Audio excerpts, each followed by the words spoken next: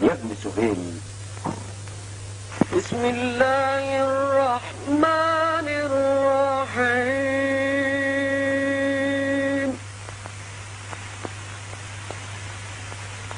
ربنا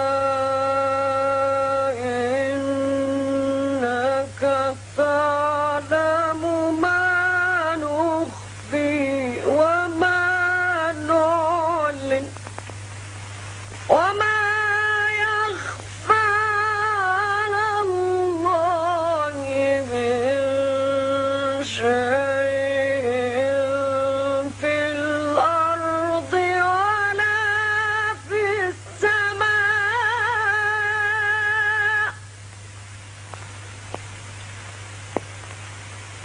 الحمد لله الذي وهب لي على الكبر إسماعيل وإسحاق إن ربي لسميع الدعاء.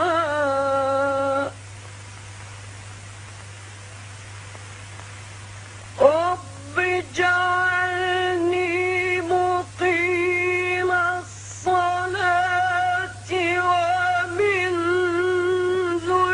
ذريتي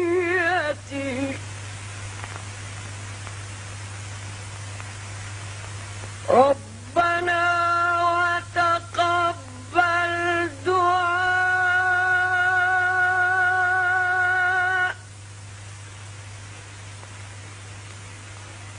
ربنا اغفر لي ولوالدي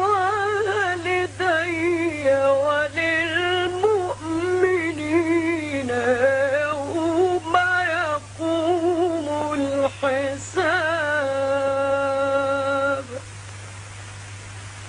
صدق الله.